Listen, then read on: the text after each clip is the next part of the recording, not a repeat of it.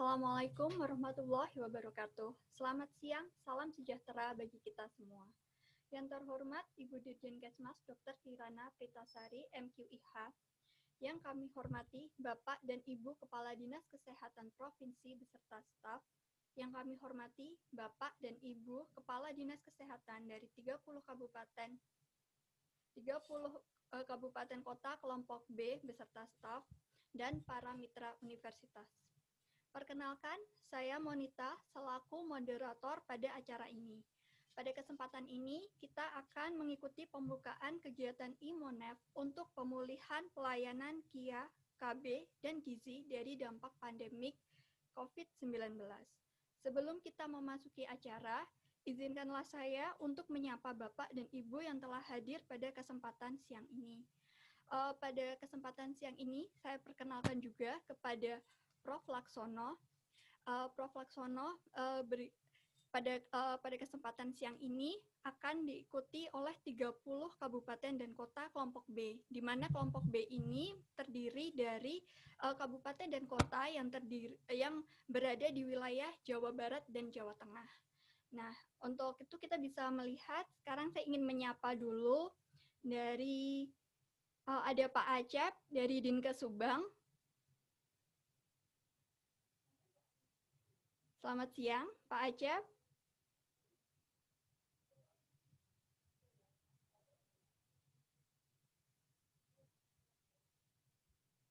Kemudian ada dari Dinkes Majalengka, ada Bu Asri Febriantini. Kemudian ada Dinkes Kabupaten Cirebon. Kemudian ada dari Blora, Jawa Tengah, dan Kabupaten Cirebon. Kemudian ada juga dari Pemalang.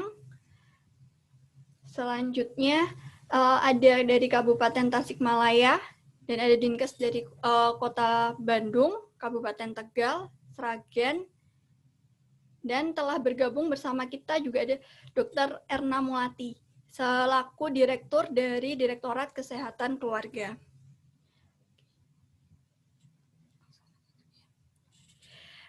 Selanjutnya, mari kita dengarkan bersama video sambutan dari Direktorat Jenderal Kesehatan Masyarakat, Dr. Kirana Pritasari, MQIH, terkait komitmen pemerintah untuk menurunkan AKI dan AKB sebagai proyek prioritas nasional yang tercantum dalam RPJMN 2020-2024.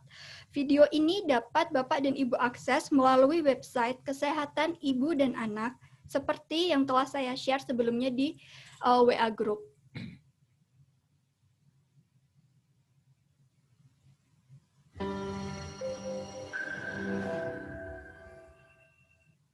Assalamualaikum warahmatullahi wabarakatuh. Salam sejahtera bagi kita semua.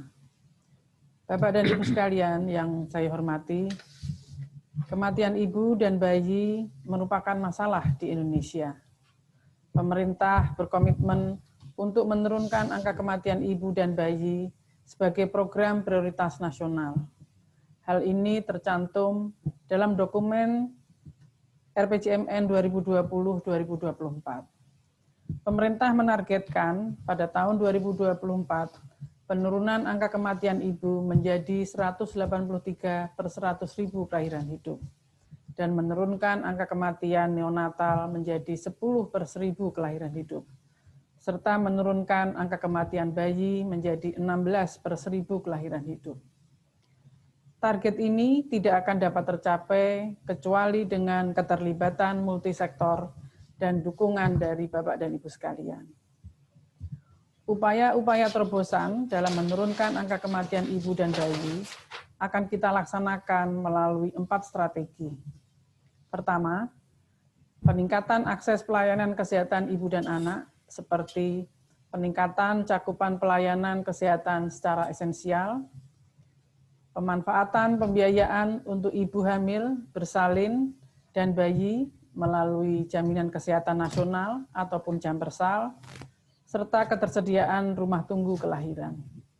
Yang kedua, peningkatan kualitas pelayanan kesehatan, yaitu dengan penguatan pelayanan kesehatan selama kehamilan, persalinan, postnatal care, sesuai dengan standar, baik itu di Puskesmas Ponet maupun di Rumah Sakit Ponet.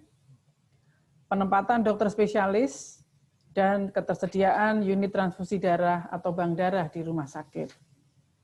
Yang ketiga, kita perlu memperkuat pemberdayaan masyarakat melalui penggunaan buku kesehatan ibu dan anak, pelaksanaan kelas ibu hamil dan juga kelas ibu balita, pelaksanaan posyandu, serta pemanfaatan dana desa, dan juga kita perlu memperkuat perencanaan, persalinan, dan pencegahan komplikasi. Yang keempat, dengan penguatan tata kelola, melalui penguatan upaya promotif dan preventif, pelaksanaan audit maternal perinatal, serta surveillance dan respons, penguatan jejaring rujukan, perencanaan berbasis analisis data, serta pemantauan implementasi dari regulasi-regulasi. Upaya-upaya tersebut melalui pendekatan intervensi spesifik yang dilakukan oleh sektor kesehatan dan juga pendekatan intervensi sensitif yang membutuhkan dukungan-dukungan dari sektor-sektor yang lain di luar kesehatan. Pemerintah juga berkomitmen dalam upaya menurunkan angka kematian ibu dan bayi ini dengan menetapkan 120 kabupaten kota sebagai daerah prioritas dalam upaya menurunkan angka kematian ini. Bapak dan Ibu sekalian, di tengah upaya kita dalam menurunkan kematian ibu dan bayi, kita dihadapkan pada situasi pandemi COVID-19.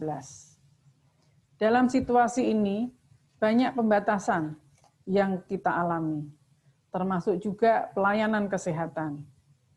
Pelayanan kesehatan bagi ibu dan anak serta keluarga berencana. Ibu hamil menjadi enggan ke puskesmas atau ke rumah sakit karena takut tertular.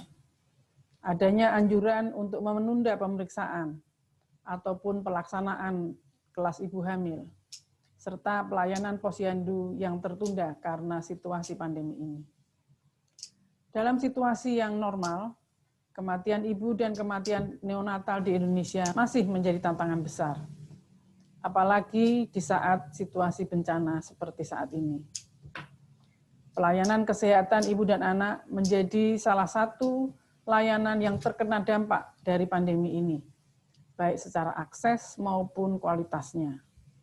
Sehingga dikhawatirkan adanya peningkatan morbiditas dan mortalitas ibu dan bayi. Memang hingga saat ini belum ada laporan detail secara nasional yang menyatakan terganggunya pelayanan kesehatan ibu dan anak di Indonesia. Akan tetapi beberapa kabupaten kota sudah ada yang melaporkan terjadi peningkatan kejadian kematian ibu dibandingkan pada periode yang sama pada tahun sebelumnya. Kematian ibu tersebut bukan karena COVID-19, akan tetapi kemungkinan karena adanya hambatan akses ke pelayanan kesehatan. Badan Litbangkes telah melaksanakan kajian mengenai peran puskesmas dalam penanganan wabah COVID-19 di Indonesia. Desain kajian ini menggunakan survei cepat, cross-seksional, dan bersifat kualitatif. Jumlah puskesmas yang menjadi responden adalah seluruh puskesmas di Indonesia. Hingga 5 Juni 2020, terdapat lebih dari 2.800 puskesmas yang mengisi survei cepat tersebut di 29 provinsi. Dan hasilnya menyebutkan bahwa sebanyak 72% puskesmas tetap memberikan pelayanan kesehatan seperti sebelum pandemi, namun terdapat 28% puskesmas memberikan pelayanan dengan pengurangan jam buka. Banyak puskesmas yang mengalami penurunan jumlah kunjungan pasien, yaitu 83,6% puskesmas. Penurunan jumlah pasien ini terutama karena mereka berada di zona merah. Kegiatan posyandu umumnya terjadi penurunan, hanya 19,2% puskesmas tetap melakukan kegiatan posyandu, sedangkan 45,9% tidak melakukan posyandu. Cakupan imunisasi di puskesmas tetap terkendali pada 37,8% puskesmas, namun lebih banyak yang mengalami penurunan, yaitu 58,3%. Demikian juga dengan program kunjungan keluarga dan juga kegiatan-kegiatan yang lain. Belajar dari kasus Ebola di Afrika, peningkatan kematian oleh penyakit cacar, malaria, HIV/AIDS, dan TBC lebih banyak terjadi karena gagalnya sistem kesehatan, melebihi kematian akibat wabah itu sendiri. Jadi perlu ada rencana strategis dan kegiatan-kegiatan yang terkoordinasi untuk pelayanan esensial agar tetap bisa berjalan. Perlu adanya mitigasi risiko agar sistem tidak kolaps. Untuk dapat memulihkan kembali penyelenggaraan pelayanan KIA dan keluarga berencana, maka perlu dilakukan intervensi segera yang disesuaikan dengan kondisi pandemi yang harus beradaptasi dengan kebiasaan baru. Direktorat Jenderal Kesehatan Masyarakat akan melakukan kegiatan yang pertama berupa pendampingan rumah sakit kabupaten kota oleh rumah sakit vertikal, yang kedua melakukan imonef dan pemulihan pelayanan kesehatan ibu dan anak dan keluarga berencana dari dampak pandemi COVID-19 ini, dan yang ketiga peningkatan kapasitas dokter umum dalam pelayanan KIA dengan metode blended learning. Secara keseluruhan, kegiatan ini bertujuan untuk memulihkan program KIA dan KB, khususnya di 120 kabupaten kota prioritas penurunan angka kematian akibat dari dampak pandemi COVID-19 ini. Ketiga kegiatan ini akan dilaksanakan secara paralel, dan hal ini tentunya sangat membutuhkan dukungan dan komitmen terutama para kepala dinas kesehatan di tingkat kabupaten kota, para direktur rumah sakit daerah di tingkat kabupaten kota, sebagai pengambil kebijakan dalam menetapkan intervensi sebagai respons dan pemulihan pelayanan KIA dan KB. Untuk itu, saya memohon dukungan dan kesungguhan tim pendamping dari 13 universitas, 13 rumah sakit vertikal, dan 3 rumah sakit umum daerah, provinsi dan kabupaten kota, pengampu, teman-teman dari organisasi profesi, POGI, IDAI, IBI, IDI, PPNI, dan IKTMI, serta Adinkes dalam mendampingi Dinas Kesehatan Kabupaten Kota melakukan rangkaian kegiatan tersebut yang kita akan laksanakan segera dan akan berlangsung hingga akhir tahun ini. Dengan demikian, kita bisa berharap upaya menurunkan kematian ibu dan bayi dapat kembali on track seperti rencana semula. Wassalamualaikum warahmatullahi wabarakatuh. Salam sehat. Demikian sambutan dari Direktorat Jenderal Kesehatan Masyarakat. Selanjutnya, mari kita dengarkan sambutan dari Direktorat Kesehatan Keluarga yang akan disampaikan oleh Dr. Erna Melati. Kepada Dr. Erna, dipersilahkan.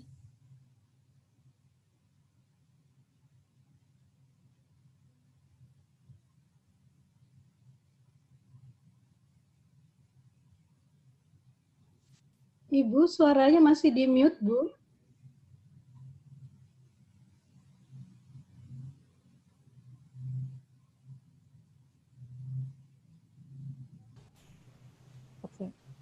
Terima kasih. Assalamualaikum warahmatullahi wabarakatuh. Kepada yang terhormat Kepala Dinas Kesehatan Jawa Barat dan Jawa Tengah atau yang mewakili, kemudian Kepala Dinas Kesehatan Kabupaten Kota di 16 Kabupaten Kota Lokus di Jawa Barat dan juga 14 Kabupaten Kota Lokus di Jawa Tengah atau yang mewakili. Kemudian perwakilan Kepala Seksi Kesehatan Keluarga di Kabupaten Lokus dan juga tim pendamping dari 13 universitas dan juga Bapak Ibu yang berbahagia. Assalamualaikum warahmatullahi wabarakatuh. Selamat pagi, selamat siang, dan salam sejahtera bagi kita semua.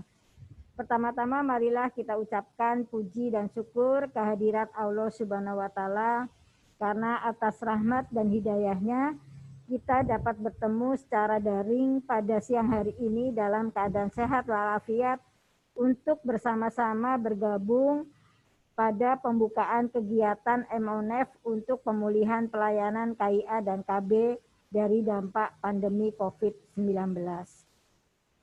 COVID-19 telah berdampak meningkatnya jumlah korban dan kerugian harta benda, meluasnya cakupan wilayah yang terkena bencana, serta menimbulkan implikasi pada aspek sosial ekonomi yang luas di Indonesia.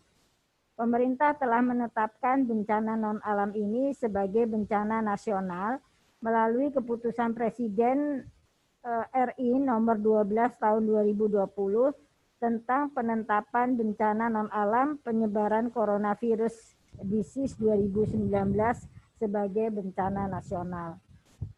Selama 6 bulan ini kita dihadapkan dengan situasi pandemi COVID-19 yang berpengaruh negatif terhadap semua sendi kehidupan, termasuk pelayanan kesehatan. Selama pandemi ini banyak pembatasan hampir ke semua layanan rutin, termasuk pelayanan kesehatan ibu, anak, dan KB. Contohnya, ibu hamil menjadi enggan ke puskesmas atau ke fasilitas pelayanan kesehatan lainnya karena takut tertular. Adanya anjuran menunda pemeriksaan kehamilan dan pelaksanaan kelas ibu hamil. Pelayanan posyandu yang tertunda serta pelayanan KB menjadi tertunda dan lain sebagainya. Kasus rujukan yang diterima rumah sakit juga sudah dalam kondisi yang berat karena tidak terpantau sebelumnya, dikarenakan ibu hamil tidak datang untuk pemeriksaan kehamilan. Presiden RI Joko Widodo dalam pidato resminya menyatakan bahwa kehidupan kita sudah pasti berubah untuk mengatasi risiko wabah ini. Itu keniscayaan.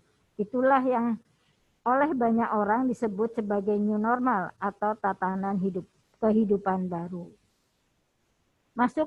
Maksud diberlakukannya new normal atau tata kehidupan baru atau adaptasi kebiasaan baru adalah agar masyarakat tetap produktif, sekaligus aman dari risiko tertular virus COVID-19. Direktur Kesehatan Keluarga, Direktorat Kesehatan Keluarga selama pandemi ini telah mengeluarkan sejumlah pedoman terkait pelayanan kesehatan keluarga di masa pandemi COVID-19. Tujuan dikeluarkannya pedoman-pedoman tersebut adalah agar pelayanan kesehatan esensial dapat terus berjalan. Karena gagalnya sistem kesehatan dampaknya dapat melebihi dampak akibat penyakit COVID-19 itu sendiri. Dalam situasi pandemi ini, WHO menyatakan perlu adanya optimalisasi setting dan platform pelayanan kesehatan. Optimalisasi dilakukan disebabkan adanya fasilitas pelayanan kesehatan menjadi tidak tersedia akibat Fasiankes tersebut ditunjuk sebagai Fasiankes khusus menangani COVID-19. Adanya adaptasi dari pelayanan rutin, perlu pembatasan pemberian pelayanan karena keterbatasan tenaga kesehatan, ataupun meningkatnya kebutuhan pelayanan, serta realokasi anggaran program untuk pencegahan, surveillance epidemiologi, dan pelayanan pasien COVID-19. Tantangan saat ini adalah belum adanya data gambaran di lapangan tentang dampak negatif dari pandemi COVID-19 untuk pelayanan KIA dan KB. Hal ini harus dilakukan segera untuk dapat melakukan tindakan pemulihan. Oleh karena itu diperlukan kegiatan untuk melakukan analisis dampak pandemi COVID-19 terhadap layanan KIA dan KB, dan diperlukannya rekomendasi penyesuaian kegiatan pelayanan KIA dan KB di era pandemi. Kementerian Kesehatan bersama dengan UGM dan konsorsium perguruan tinggi di beberapa provinsi melakukan kegiatan pemulihan pelayanan kesehatan ibu, anak, dan KB dari dampak COVID-19. Harapan kami dengan kegiatan pemulihan ini 120 kabupaten, dinas kesehatan kabupaten kota dibantu dengan para mitra universitas mampu melakukan analisis dari data-data yang ada terhadap dampak pandemi COVID-19 di kabupaten kota masing-masing. Adanya rekomendasi strategi penyelesaian kegiatan serta adanya dokumen policy brief di masing-masing kabupaten kota yang dapat dijadikan bahan advokasi kepada pemerintah daerah dalam rangka pemulihan atau peningkatan pelayanan KIA dan KB di 120 kabupaten kota lokus. Akhirnya dengan mengucapkan Bismillahirrahmanirrahim, acara pembukaan kegiatan EMONEF untuk pemulihan pelayanan KIA dan KB dari dampak pandemi COVID-19 ini secara resmi kami buka. Terima kasih. Wassalamualaikum warahmatullahi wabarakatuh. Waalaikumsalam warahmatullahi wabarakatuh. Terima kasih kami ucapkan kepada Dr. Erna Mulati. Selanjutnya, mari kita dengarkan bersama penjelasan dari Prof. Laksono terkait kegiatan IMONEF ini. Setelah pemaparan materi, nanti akan dilanjutkan oleh sesi diskusi. Kepada Prof. Laksono, dipersilahkan. Terima kasih Mbak Muta. Assalamualaikum warahmatullahi wabarakatuh. Selamat siang dan salam sejahtera untuk kita semua. Yang terhormat Ibu Dirjen yang diwakili oleh Ibu Erna. Kemudian yang terhormat teman-teman di Kepala Dinas Kesehatan, Kabupaten Kota, para staf, Keska, dan juga para staf data, dan juga teman-teman dari perguruan tinggi yang nanti akan kami perkenalkan yang akan menjadi pendamping dalam satu program yang cukup besar ini ya untuk melihat bagaimana dampak pandemi COVID-19 ke program KB, KIA, dan gizi, dan ini akan dimonitor melalui sebuah sistem yang berbasis pada digital. Nah, karena itu pertemuan yang mungkin pertama ini kami memohon semua staf dinas kesehatan dan juga kepala dinas juga ya untuk mulai menggunakan pendekatan digital ya, karena memang program ini tidak mungkin dikerjakan dari sebuah IMONEF ya, monitoring dan evaluasi elektronik ya, yang dimana MONEF-nya tidak bisa dikerjakan karena kita semua masih dalam masa pandemi COVID-19 yang tidak memungkinkan untuk datang ke lapangan. Nah, dengan adanya pandemi COVID-19 dari peringatan oleh Bu Dirjen ini menjadi satu tantangan besar ya, yang kita harus betul-betul masuk pada suatu inovasi ya, di mana tantangan besar harus diatasi. Nah, untuk itu kita perlu ada sebuah model MONEF inovatif menggunakan digital, di mana kegiatan ini semuanya paperless ya. Jadi Bapak Ibu semua mohon untuk masuk ke web ya yang ada ya, silakan masuk ke webnya www.kesehatan-ibuanak.net. Nah, coba lihat seperti ini. Monggo atau masukkan ke chat itu artinya apa? Webnya ya, di chatnya sehingga semua orang bisa klik ya. Saya akan berikan waktu sebentar untuk masuk ke web. Sudah belum?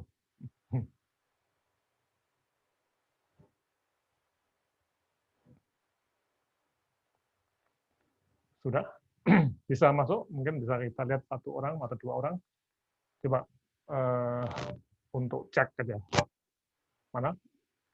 Ini ada dari Dinkes Majalengka, Ibu Asri Febriantini. Ibu Asri, silakan.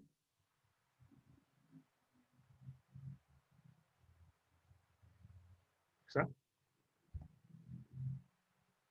Ya, sebentar, maaf tadi lagi ke kamar mandi.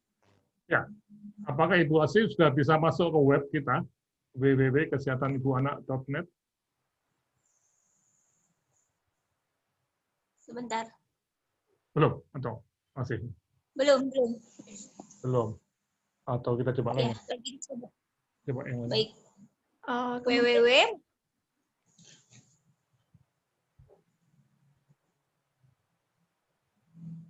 link itunya, alamatnya, maaf.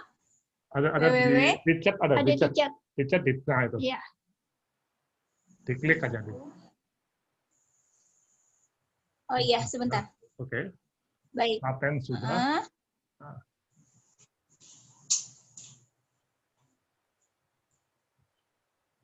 Ya, tinggal diklik ya. Oke. Iya, Ya, baik, lagi sudah dicoba. semua ya, bisa ya, nanti cepat nih. Ya, jadi ini sebuah program yang tidak menggunakan kertas ya, atau paperless. Artinya apa? Coba Bapak Ibu semua masuk ke sini. Tadi yang Ibu Dirjen, Bu Kirana, itu videonya ada di klik Imonef dampak pandemi COVID-19. Kita klik gitu. Ya, dari dashboard itu, nah akan masuk ke sini. Nah, pidatonya Ibu Dirjen tadi bisa diklik di situ, ya. Kemudian juga semua dokumen proyek, termasuk program juga akan ada di sini, di mana seperti apa yang akan saya bahas ini sudah ada videonya ya, sudah dikirimkan minggu lalu, tapi bisa diklik di sini juga videonya. Coba diklik. Ya, ini video saya mengenai apa yang akan saya sampaikan pada hari ini. Sebenarnya sama. Ini. Jadi bisa dilihat di situ. Nah, ini gambar saya di shoot kemarin ya, bukan hari ini. Oke, kita kembali ke video ke webnya. Kemudian juga untuk PowerPoint-nya atau doc-nya itu cuma ada di situ semua. Ya, oke. Nah, kemudian juga kita akan ada pengembangan yang nanti semua diklik di atas di sini. Program pengembangan itu ada macam-macam. Kita coba klik situ bisa klik. Nah, artinya web ini menjadi platform ya untuk semuanya. Termasuk nanti untuk apa yang kita sebut sebagai pembelajaran ya. Nah, ini contoh di sini untuk program 1, program 2, 3, 4, 5 itu untuk pengembangan untuk pengelolaan KIA, nanti akan ada jadwal-jadwal yang akan ada di sini. Oke, jadi sekali lagi ini semuanya adalah bersifat paperless. Ya. Oke, saya kira ini. Ada juga ada perpustakaannya. Perpustakaan juga bisa diklik situ, perpustakaan. Ya. Untuk melihat apa dampak pandemi COVID di berbagai negara, dan juga ada penelitian-penelitian yang sudah berjalan dari Wahana Visi Indonesia, dan juga ada dari Semeru, ya. Ya, ini bisa dibaca di sini ya, apa perpustakaan Imonef-nya, semua ada di sini. Oke ya. Ya, saya akan masuk kembali ke webnya. Sorry, ke PowerPoint. Oke, kita ada di depan dari. Ya, jadi ini sebuah Imonef ya. Jadi bagaimana Monef situasi program KIA yang mungkin ada masalah akibat COVID-19. Ya, nah, oke. Latar belakangnya nanti kita lihat di si proyeknya. Ya. Sudah. Ya. Sudah, Pak. Oke. Nah, ya, jadi ada latar belakang di si proyek, beberapa kegiatan, keluaran dan juga kurun waktu pencapaian yang tadi Bu Kirana katakan sampai Desember 2020. Nah, latar belakangnya kita melihat bahwa memang tadi COVID-19 sudah menjadi bencana nasional ya, dan mempengaruhi ekonomi, sosial, dan kesehatan masyarakat. Nah, pengaruh ini yang menjadi satu hal yang menarik kalau kita tinjau pustaka dari berbagai negara, di mana COVID-19 ini memang punya dampak pada pembatasan akses dan mutu pelayanan KIA, dan gizi, dan akibat akhirnya, nah ini yang sangat khas ya untuk COVID-19 itu tidak hanya akibat virusnya langsung ya, tapi juga akibat istilahnya itu hal-hal yang tidak langsung. Ya, akibatnya sampai peningkatan morbiditas dan mortalitas ibu dan anak serta penurunan cakupan dengan KIA, KB, dan gizi. Nah, kalau kita lihat secara referensi itu ada di negara maju dan negara berkembang, itu intinya COVID-19 mengganggu ketersediaan dari pelayanan kesehatan dasar, terutama pelayanan kesehatan untuk ibu, anak, dan bayi baru lahir. Ya. Jadi ini tidak hanya mengenai sel atau mengenai paru, tapi sistem kesehatan juga terpengaruh. Dan yang menarik ada satu paper yang memproyeksikan tentang kematian, di mana ratusan ribu kematian bayi baru lahir ada di India, Indonesia, Nigeria, dan Pakistan. Memang ini masih satu proyeksi ya, yang kita lihat di sini. AKI, AKP, dan harga mati itu bisa meningkat akibat COVID-19. Memang tantangannya, kalau kita lihat adalah terbatasnya akses ketika bicara mengenai aktivitas masyarakat yang dibatasi dan penggunaan transportasi umum yang juga terbatas. Nah, ini bisa membuat akses kurang, kemudian berkontribusi pada kedatangan yang lebih lambat di fasilitas rujukan dengan kondisi yang memburuk. Ya.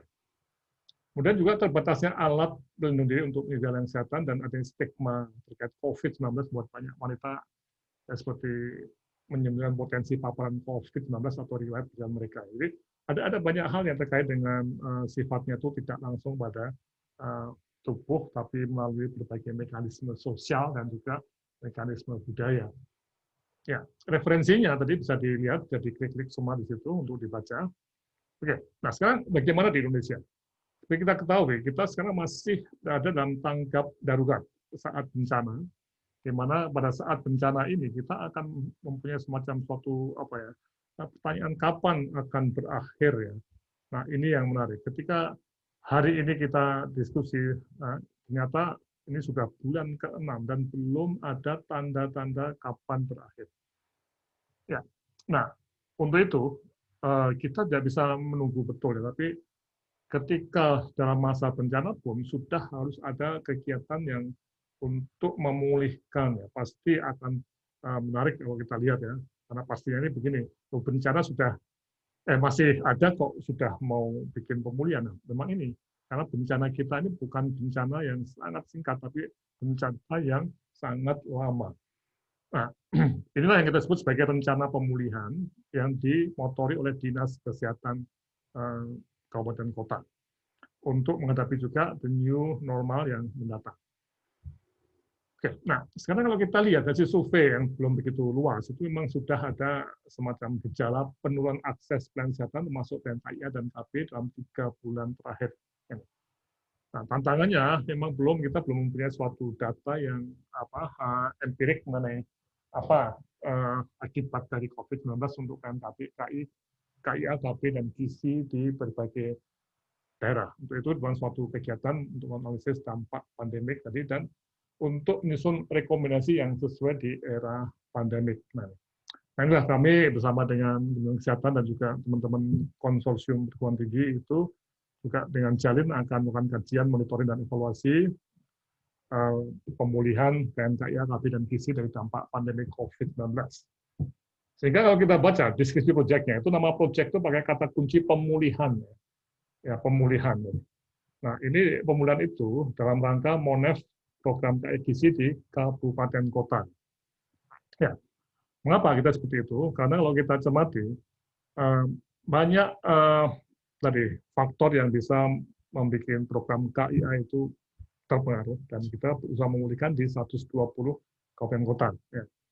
Dengan sasaran, nah ini levelnya adalah kabupaten kota karena ini adalah level operasional yang menunjukkan bahwa dana-dana ataupun program-program yang direncanakan tahun lalu dan sudah berjalan sekarang atau masih belum berjalan semua, itu memang banyak berada di kabupaten kota. Seperti dana DAK dan POK itu banyak di kabupaten kota.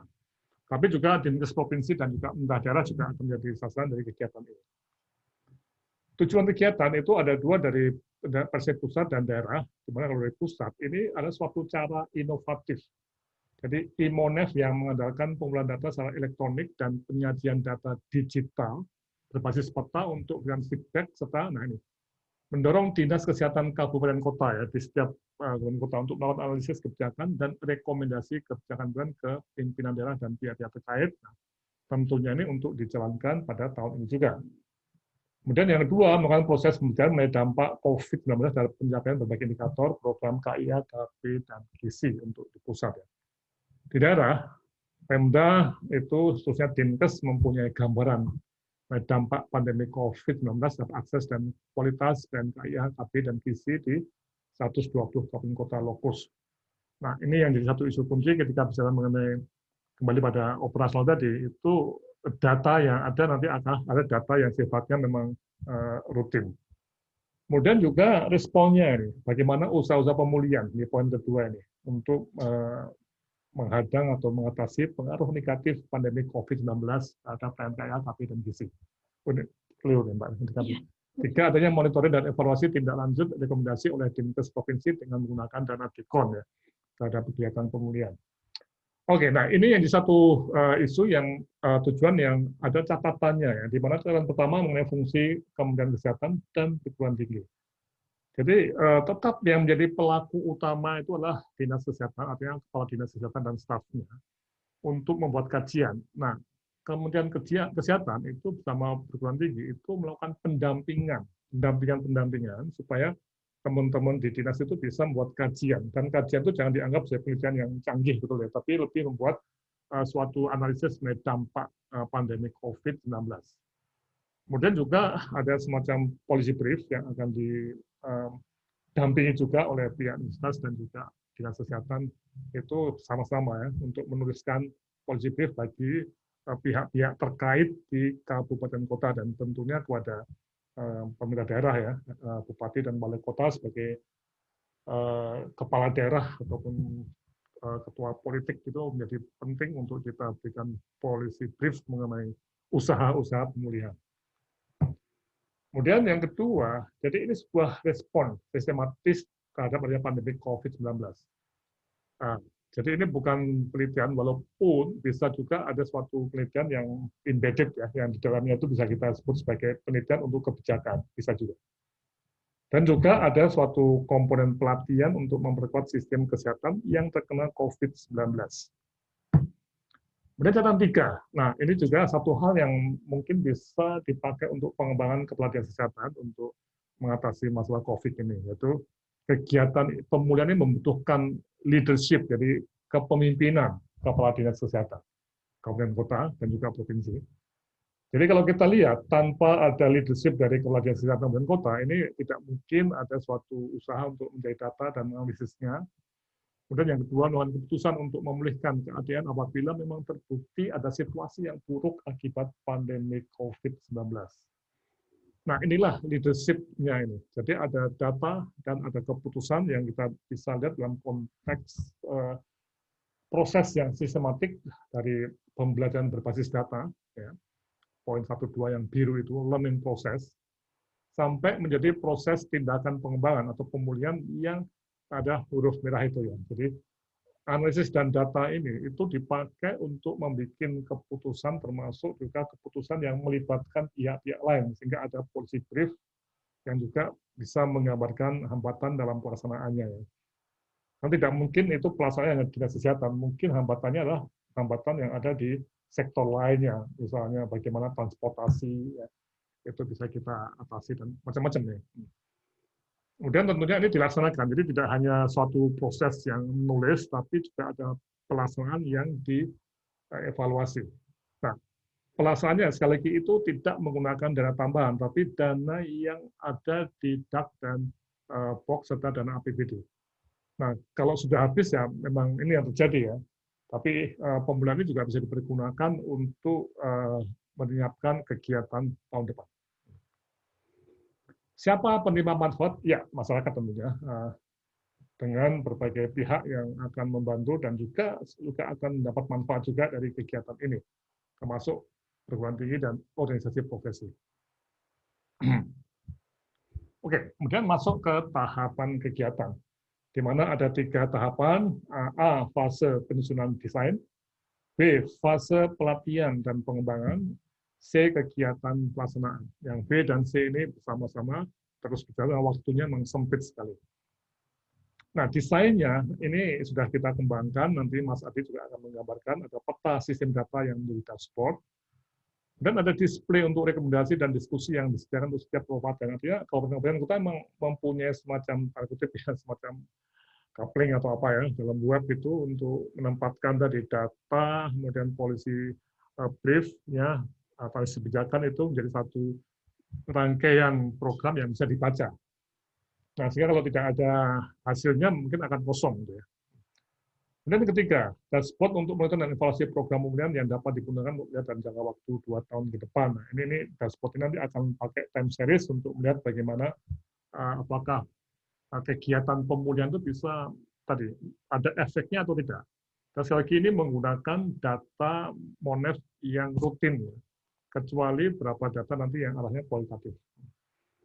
Kemudian juga akan ada laman dan website untuk pembelajaran semua pihak mengenai dampak COVID-19. Ini sudah kita jalankan. Nah, kemudian yang B. Nah, kita mulai hari ini dengan fase pengembangan berbagai kelompok. Ini termasuk kelompok 1 yang juga dihadiri oleh kepala dinas kesehatan dan juga mitra akademisi. Ada program 1, 2, 3, 4, 5, yang masing-masing itu mempunyai apa yang kita sebut sebagai orang-orang atau kelompok yang menjadi pelaku utama dari kegiatan ini. Ini cukup kompleks ya, sehingga kita menggunakan model ini dengan berbagai program ini untuk pada satu titik itu menghasilkan luaran. Ya. Jadi kalau kita lihat pada pengembangan ini, itu ketika data dikumpulkan dengan model seperti ini, mulai dari sumber data, kayak di 120 kota, kemudian pengelola 3, informasi, bisa masuk ke database UGM. Nah, itu kami lebih banyak tidak mencari data ya, tapi bagaimana menggunakan data. Walaupun untuk data Komdat ini memang kita berusaha untuk di sumber datanya itu bulanan ya. Makanya nanti Mas Adi dari tim kita juga akan membahas mengenai masalah datanya.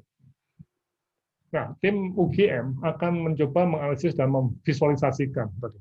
Data tadi menjadi sebuah yang kita sebut sebagai gambar yang bisa dianalisis ya, dan masuk ke dashboard untuk, nah ini ada peneliti daerah atau peneliti di perguruan tinggi yang bisa membuat semacam analisis kebijakan dan juga policy brief untuk pengguna. Oke ya, jadi ini proses yang kita harapkan bisa berlangsung setiap tahun, ada atau tidak ada pandemi COVID-19. Prosesnya dari kabupaten kota ke Universitas Kesehatan dan Universitas sebagai pendampingnya. Nah, ini adalah gambaran awal ya.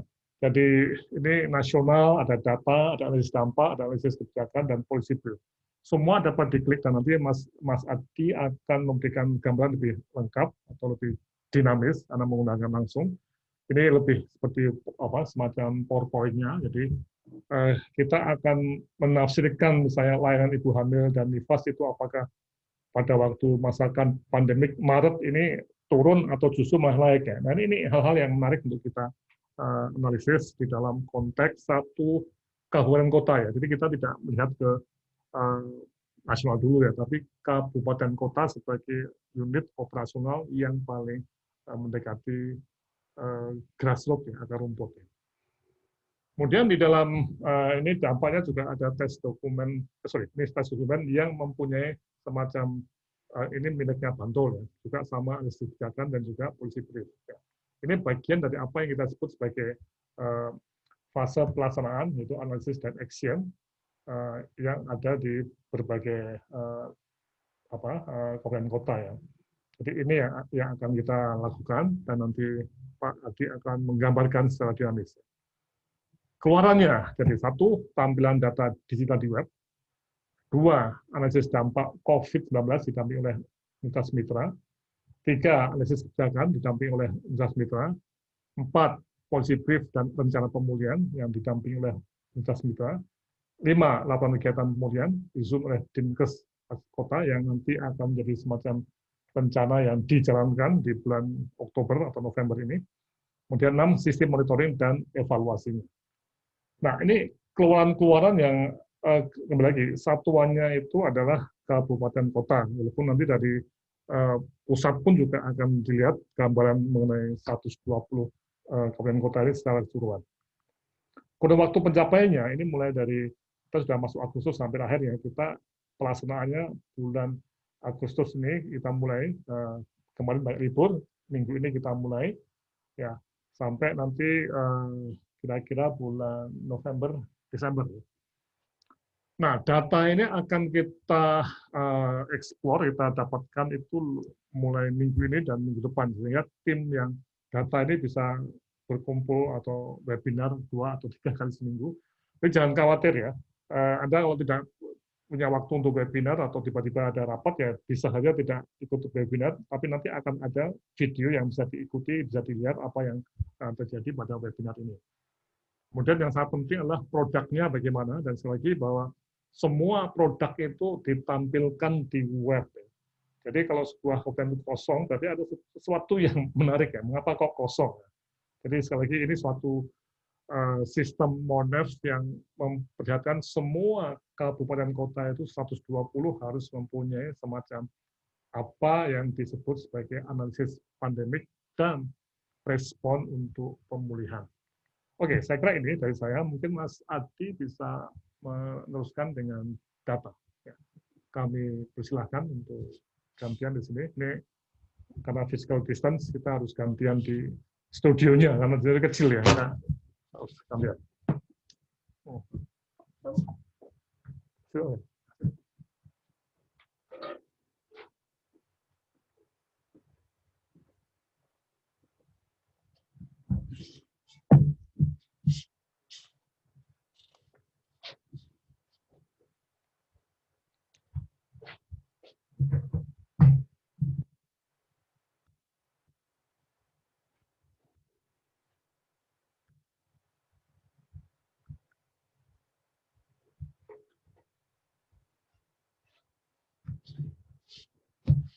Baik, selamat siang Bapak Ibu semua. Nama lengkap saya Insan Rekso Adi Wibowo, tapi biasa dipanggil Adi. Jadi tadi kalau Pak Laksono beberapa kali nyebut Mas Adi, itu saya. Di sini saya selaku pengembang dashboardnya untuk ini kami beri nama Pulih COVID-19. Karena tadi sudah disebutkan juga oleh Pak Prof. Laksono bahwasannya program ini sangat mengandalkan dengan data yang ada dan semua aktivitas berlangsung secara online. Jadi kami memiliki pandangan bahwa segala hal harus dapat diakses secara online juga, termasuk data-data, sehingga memudahkan baik oleh Dinas Kesehatan Kabupaten Kota maupun oleh mitra universitas yang nanti akan mendampingi Kabupaten Kota untuk dapat mengakses datanya secara terus-menerus dan tersedia secara 24 jam. Nah, tentunya di samping ini Bapak Ibu juga cukup familiar dengan data dashboard-dashboard di provinsi atau kabupaten kota masing-masing. Itu tidak masalah, bisa digunakan sebagai pendamping, tapi kami memberikan dashboard ini untuk menekankan pada aspek time series dari data yang muncul dan akan berkaitan juga dengan bagaimana kita melakukan analisis dampak. Nah, di sini kita bisa memilih di level mana analisis atau data yang akan ditampilkan. Jadi bisa ke level provinsi maupun ke level kabupaten kota. Nah, terus Bapak Ibu juga bisa memilih di sini kabupaten kota mana yang ingin dilihat atau provinsi mana yang ingin dilihat. Kalau misalnya provinsi ada di sini 34 provinsi. Kalau kabupaten kota juga semua kabupaten kota ada di sini. Nah, untuk saat ini karena kami masih melakukan penjembatanan data dengan Kemenkes, kami sudah melakukan pilot di Bantul sebenarnya. Jadi kita akan melihat dulu bagaimana data yang ada di Bantul dipresentasikan. Jadi kita lihat di Kabupaten Bantul, DIY, posisinya di sini ya kalau dari peta. Nah, kita bisa melihat datanya seperti apa di Bantul.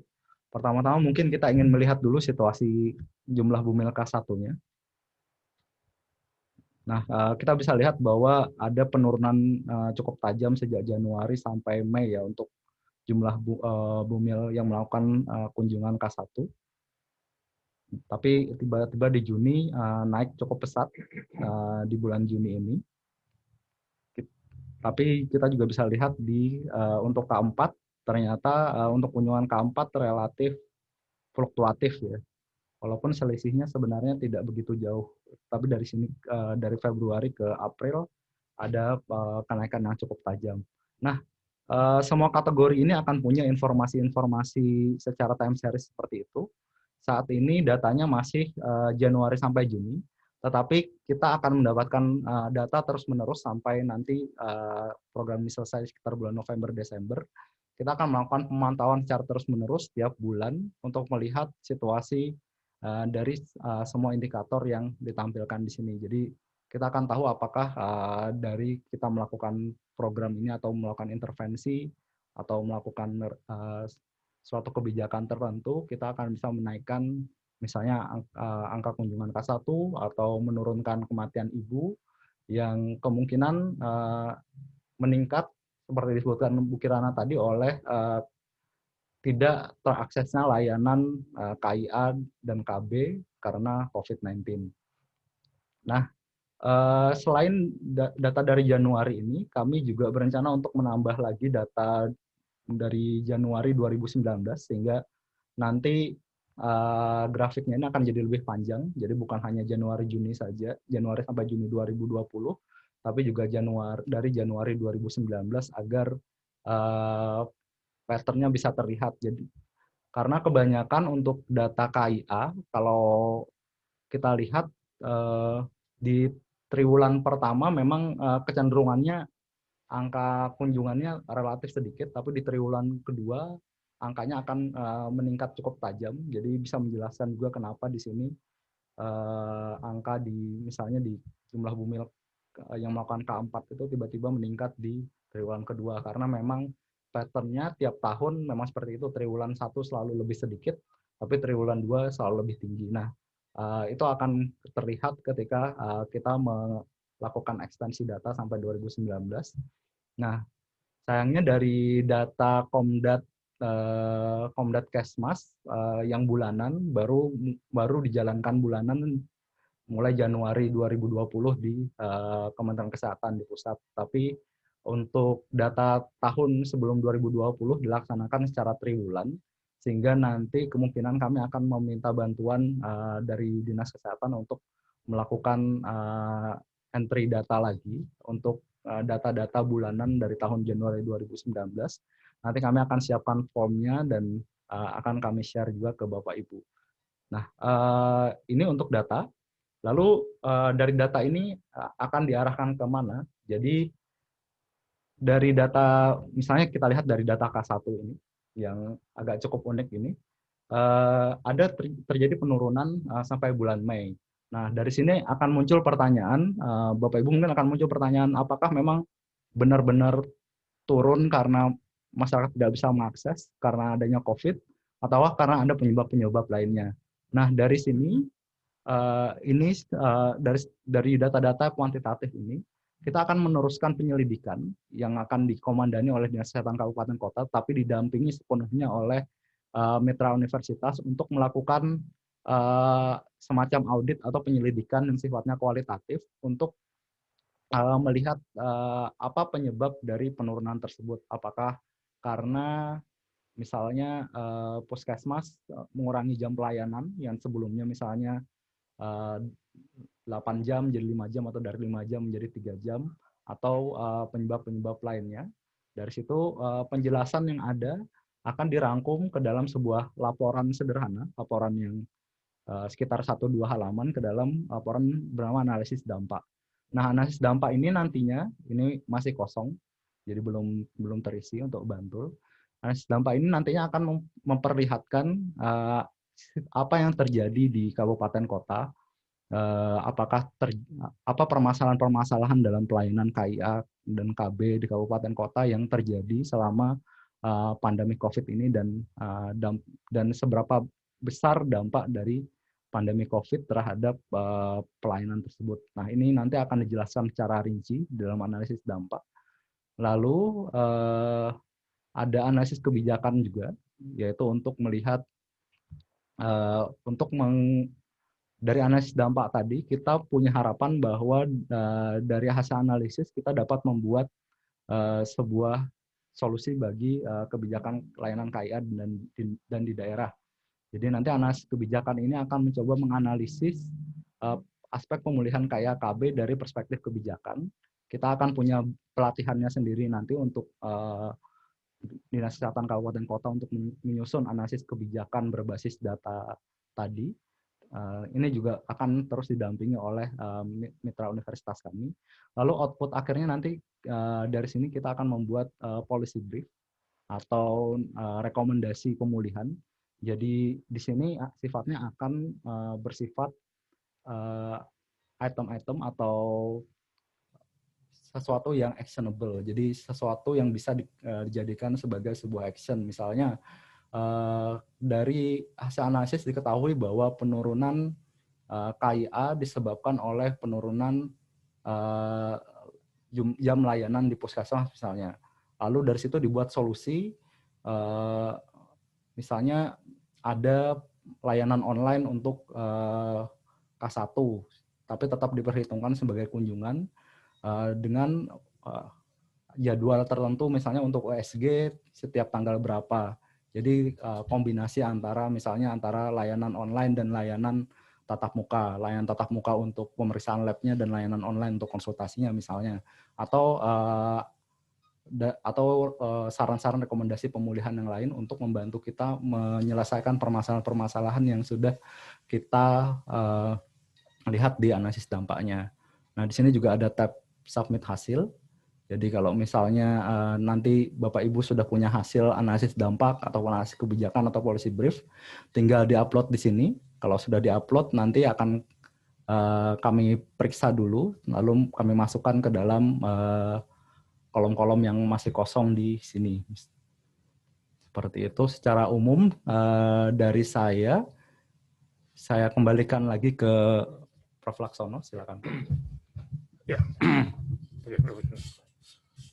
Ya, bagaimana? Apakah ada pertanyaan? Mungkin Mbak Monita bisa kita lakukan semacam round table, termasuk mungkin perkenalan dengan para dosen perguruan tinggi menjadi mitra kita. Yep. Ya, silakan. Selanjutnya kita akan mulai dari sesi diskusi. Apabila ada pertanyaan atau pendapat yang ingin disampaikan, silakan Bapak dan Ibu untuk mengangkat tangan.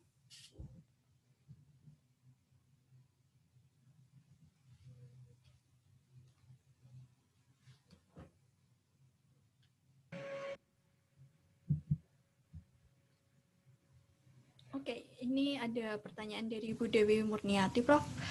Terkait di Vaskes, khususnya untuk pelayanan di puskesmas, kan menjadi ranah dari bidang Yankes. Seandainya bidang Yankes juga dilibatkan. Nah, ini sebenarnya nanti kalau dalam analisis penginputan data, ini juga saya juga menggabungkan, kemarin juga ada yang menjapri saya bertanya terkait data ini.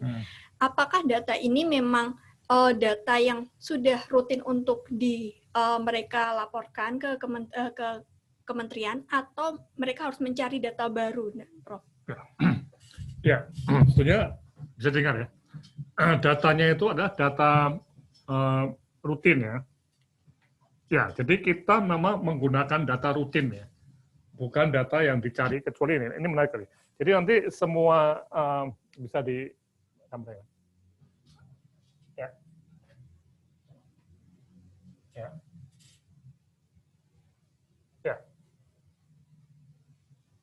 Jadi gini, tadi yang Mas Aldi katakan itu data kuantitatif ya, dan kita berusaha time series ya. Nah, karena itu memang bisa dilihat ya. Dan kita bisa melihat ada suatu kebutuhan untuk data 2019 ya. Sebentar, ada. Ya.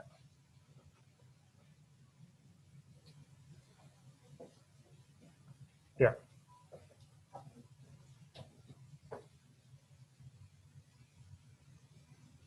Oke. Bisa ya? Belum bisa. Ya, ini udah lebar. Ya, stop.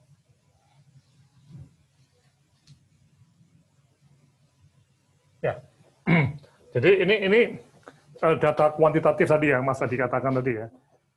Nah, ini menarik. Tadi kita akan lihat apakah naik atau turun atau tetap atau bagaimana ya. Nah, ini nanti akan ditafsirkan bersama dengan para pendamping. Ya. Jadi para pendamping itu tidak sampai ke lapangan ya, tapi nanti akan diskusi menggunakan Zoom juga. Jadi para pendamping semua akan ada Zoom-nya, ya. Nah, ketika data kuantitatif tadi, ya, itu ada yang aneh-aneh atau mungkin perlu diperdalam lagi, nanti ada kualitatif. Ya. Nah, data kualitatif ini mengeksplorasi, sebetulnya apa toh yang terjadi, gitu, sebagai konfirmasi. Nah, ini yang melakukan itu adalah teman-teman dinas kesehatan, ya, kepala dinas dan juga stafnya, untuk apakah naik itu karena seperti ini misalnya, atau turun seperti itu. Misalnya ibu-ibu kunjungan turun, mungkin itu karena pada awal pandemik itu ya transportnya susah, misalnya seperti itu, atau ada lockdown. Ya. Nah, ini semua yang kita cermati melalui penafsiran data bersama-sama dengan tim perguruan tinggi. Begitu ya. Ya, terima kasih. Selanjutnya, apakah sudah ada yang ingin bertanya? Atau bisa melalui chat? Jika belum, di sini Ini? itu yang tadi, Bro. Ya, ada yang? Jika belum, di sini saya ingin memperkenalkan. Oh, iya. Ya, silakan. Saya Mbak Monita mau nanya. Oh ya, silakan Ibu. Bu Dewi dari ya. Prof, tadi yang disampaikan Mas Adi itu kan data untuk tahun ini gitu. Tapi kami tidak bisa membuat suatu kesimpulan bahwa ketika Januari sampai katakanlah tadi Maret turun gitu, apakah turunnya karena dampak COVID ataukah memang tren-tren tahun lalu tadi dikatakan Mas Adi bahwa tahun lalu itu di Kabupaten Bantul memang di trimester 1 selalu kunjungannya nggak banyak nih K1-nya gitu. Nah, oleh karena itu kami kan butuh data yang sebelumnya. Alangkah baiknya nanti teman-teman dari kabupaten kota, meskipun mungkin tidak ditampilkan di webnya Prof, tapi kami juga mendapatkan data tren untuk seluruh cakupan KIA, KB, dan gizi ini Prof, gitu, supaya kami bisa melakukan analisis lebih detail lagi bahwa memang terjadi perbedaan ketika COVID dengan yang sebelum COVID. Mungkin itu, Prof. Ya, betul, Bu Dewi. Nanti datanya tuh diusahakan 2019 dan 2020 ya. 2 tahun ya. Ya. Jadi ini apa data kuantitatifnya itu kita usahakan yang 2019 juga iya. Sehingga kita mungkin ada satu apa seasonal ya atau musiman ya, itu bisa kita analisis ya. Oke. Namun sekali lagi yang menganalisis itu teman-teman kabupaten kota ya, karena ini bagian dari pekerjaan rutin teman-teman ya untuk memonitor dan mengevaluasi ya. Para pendamping perguruan tinggi itu untuk memberikan semacam ya dorongan untuk apa pertimbangan ya sebagai semacam apa ya mitra untuk diskusi, karena teman-teman perguruan tinggi tidak sampai ke lapangan ya. Nih, tidak sampai ke risetnya di lapangan, tapi lebih sebagai pendamping yang ada di web. Begitu, Bu Dewi ya. Oke. Ya, Prof. Kemudian juga nanti yang untuk yang 79 daerah itu mungkin dengan gizi juga, ada juga data EPPGBM yang juga dipakai juga nanti. Tapi nanti ada penjelasan berikutnya. Oke. Silakan, Roy. Jika belum ada pertanyaan, saya ingin memperkenalkan Bapak dan Ibu sekalian kepada para pengampu dari Universitas Mitra yang akan mengampu kabupaten kota masing-masing.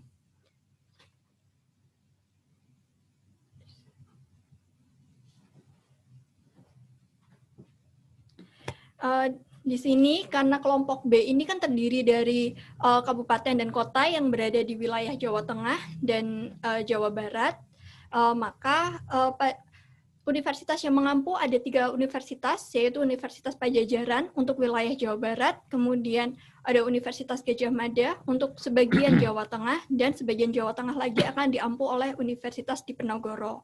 Nah, di sini saya akan memperkenalkan kepada perwakilan dari Universitas Pajajaran, ada tadi Bu Dewi, kemudian ada Bu Mary, Bu Nur Marina, dan Bu Fadila Elba. Kepada perwakilan dari Universitas Pajajaran, silahkan.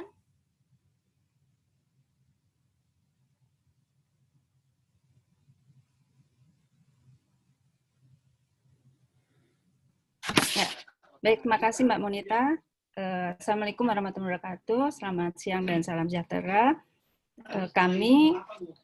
Saya Dewi Marheni Diarawati dari Fakultas Kedokteran Unpad bersama teman-teman saya, kami akan mengampu di 16 kabupaten kota di Jawa Barat. Dan saya ditemani oleh 3 orang yang tadi sudah disebutkan oleh Mbak Monita, dan kami juga sudah membagi wilayahnya. Mungkin bisa dicatat oleh teman-teman di kabupaten kota. Saya mengampu di Kabupaten Purwakarta, Kabupaten Sukabumi, Kabupaten Cianjur, dan Kabupaten Cirebon. Kemudian Bu Mary mengampu di Kabupaten Subang, Kabupaten Kuningan, Kota Bandung, dan Kabupaten Indramayu.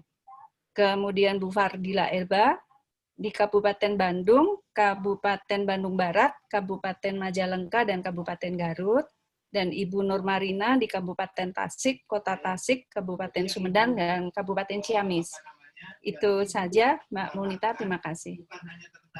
Terima kasih kembali Bu Dewi. Selanjutnya kita ada perwakilan dari Universitas Gadjah Mada, yaitu ada Pak Abdul Wahab, kemudian Dr. Amira, dan Dr. Gita. Kepada perwakilan dari Universitas Gadjah Mada, dipersilahkan.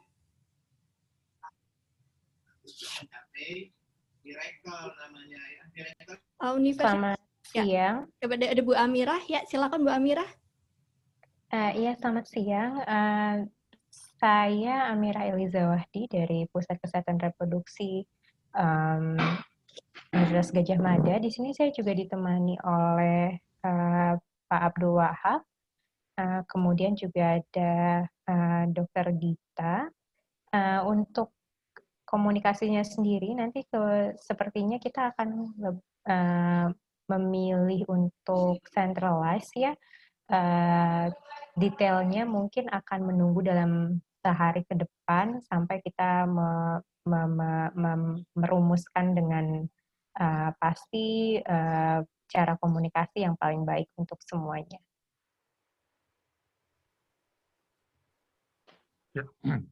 Ya, pasti Bu Amir. Nanti tiap-tiap kelompok akan dapat satu Zoom juga ya.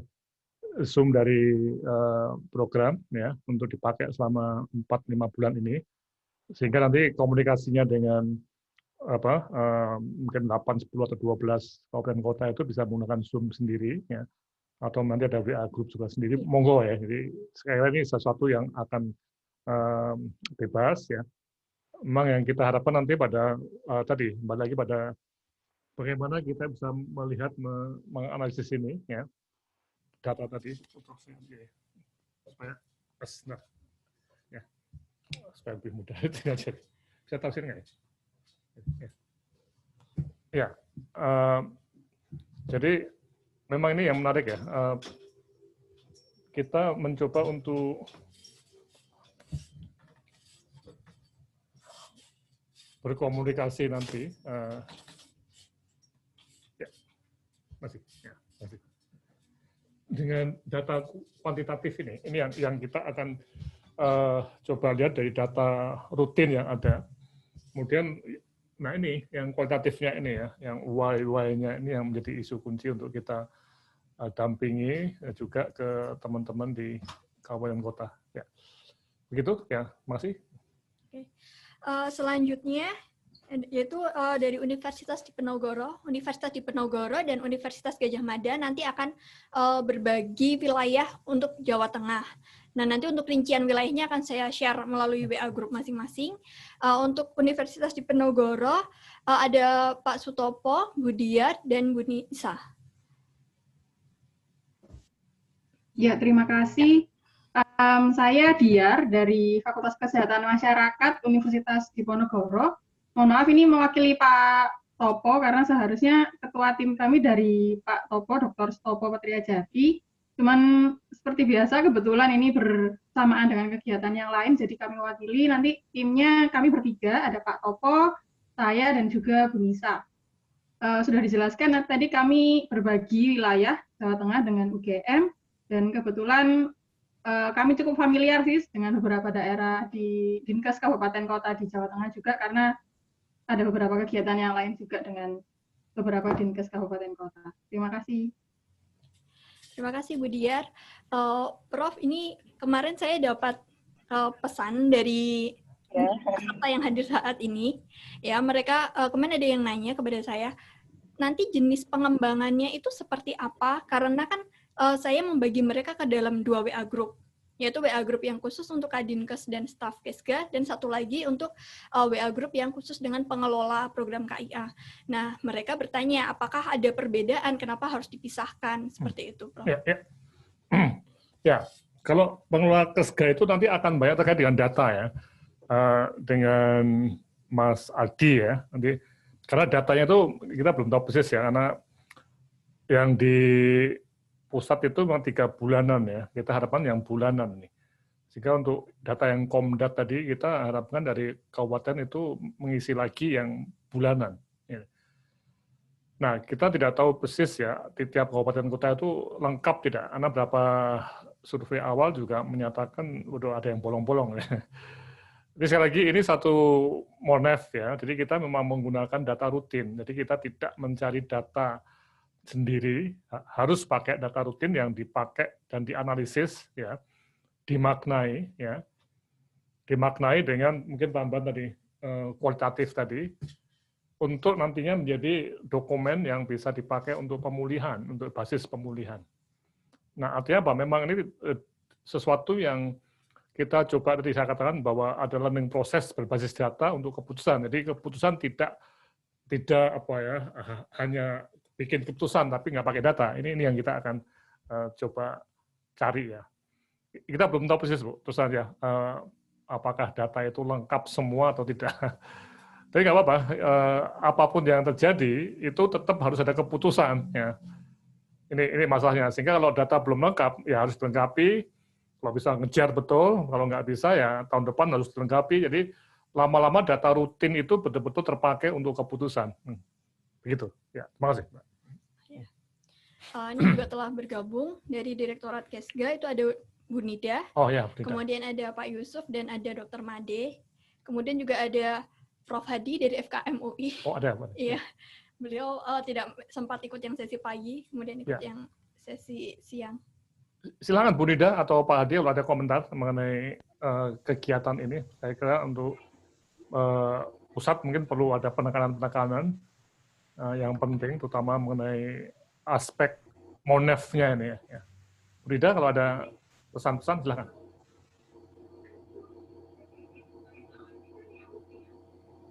Atau Pak Hadi dulu, ini ada Pak Hadi. Ya, terima kasih Prof. Laksono. Saya ini aja nih, maksud saya belum punya gambaran ya nanti wujud datanya itu seperti apa gitu. Jadi barangkali kalau di mana saya bisa lihat sehingga kita bisa menggambarkan analisisnya nanti gimana dan apakah dalam analisis itu ada metode tertentu yang dipakai kita seragam atau bagaimana, dan kalau tidak salah kan waktu pertemuan beberapa waktu yang lalu juga disampaikan ada kemungkinan untuk mencari data untuk pendalaman ya, tetapi tetap secara daring. Nah, tolong diklarifikasi itu betul apa tidak? Ya betul Pak. Jadi tadi data kuantitatifnya itu memang data rutin Pak, sebagian besar Pak. Komdat, data Simatnio yang sedang disusun oleh Kemenkes, dan kalau untuk gizi EPP GBM. Nah, ini yang menarik ya. Jadi ketika nanti data itu kita punyai, kemudian kita maknai Pak. Nah, ini Pak Adi, nanti untuk teman-teman mitra perguruan tinggi kita akan masuk pada satu analisis kebijakan ya, yang masuk ke rekomendasi kebijakan juga untuk jangka pendek dan jangka menengah panjang ya. Nah, mungkin gambarnya itu bisa kita lihat pada satu paper yang di Ethiopia Pak. Coba bisa masuk ke referensi kan? Referensi yang coba perpustakaan, kita klik yang coba masuk perpustakaan ya. Referensi perpustakaan. Ya, ini. Ada email. Yang ketiga, Prof. Ya. Immediate impact. Ya, kita masuk ke ketiga ya, immediate. Ya, ini. Nah, ini ada satu paper ya dari Immediate Impacts of COVID-19 Pandemic on Essential MNC Services in Selected Health Facilities in Ethiopia. Ya, ini oleh grupnya Bill and Melinda Gates ya. Ya, dia juga menggunakan data sekunder juga ini seperti ini ya. Terus ya coba kita lihat ada policy briefnya ada juga ya. Nah.